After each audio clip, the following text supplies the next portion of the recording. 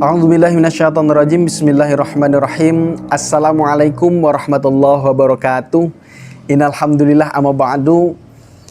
Kebanyakan umat muslim sekarang ini kurangnya kepedulian terhadap agamanya sendiri.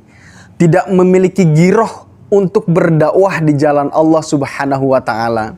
Ketika ada yang mengajak untuk berdakwah, berdalih dengan alasan tugas berdakwah sudah ada kiai, sudah ada ustadz, sudah ada mubalig yang memang bertugas untuk menyampaikan kebaikan. Tugas dan kewajiban berdakwah adalah menjadi tanggung jawab dan kewajiban seluruh umat muslim sesuai dengan potensi keilmuan dan profesinya.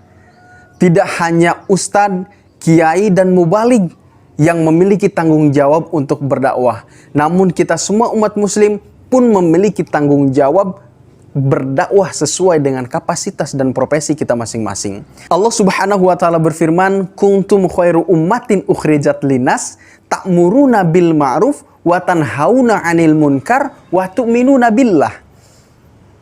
Kalian adalah umat terbaik yang dilahirkan dari manusia untuk menyeru terhadap yang ma'ruf dan mencegah dari yang munkar dan beriman kepada Allah Subhanahu wa taala. Dalam ayat di atas terkandung dua hal. Yang pertama, mulianya umat muslim adalah dengan dakwah.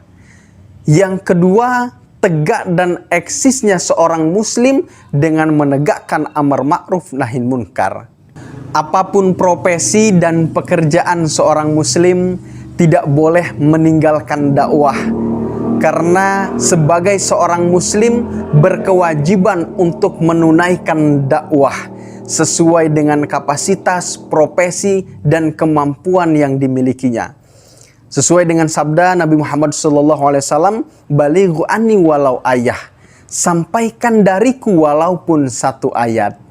Pemirsa MPD TV yang dirahmati oleh Allah Subhanahu wa taala, mari kita ambil bagian untuk berdakwah sesuai dengan kapasitas dan profesi kita masing-masing. Yang berprofesi sebagai seorang guru berdakwah dengan profesi keguruannya.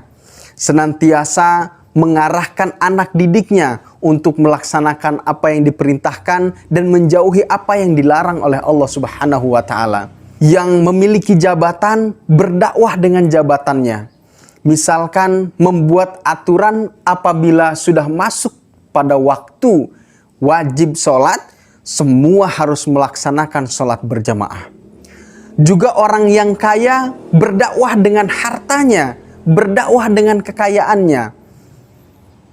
Senantiasa menjadi orang yang dermawan dan tetap taat dan patuh terhadap perintah Allah Subhanahu wa taala. Juga yang berprofesi sebagai seorang konten kreator ataupun pegiat kesenian berdakwah dengan kreativitasnya sehingga konten dan hasil kesenian tersebut bisa dinikmati dan ada nilai-nilai dakwah yang terkandung di dalamnya sehingga menjadi amal jariah. Apapun profesi kita, pasti ada celah yang bisa kita masukkan di sana untuk berdakwah.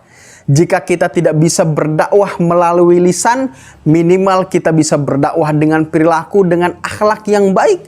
Atau kita bisa memanfaatkan gadget kita minimal satu hari mengupload yang berbau dakwah, yang mengajak kebaikan. Dan yang terpenting, kita bisa berdakwah di keluarga kita dan juga di lingkungan sekitar kita. Sehingga hadirnya kita sebagai seorang muslim bisa memberikan dampak yang baik dan bisa menunaikan kewajiban kita sebagai seorang muslim untuk berdakwah dimanapun dan profesi apapun. Mungkin ini saja yang bisa disampaikan, kurang lebihnya mohon maaf. Ihdinas siratal mustaqim, wallahu muwaffiq ila aqwamit thoriq. Wassalamualaikum warahmatullahi wabarakatuh.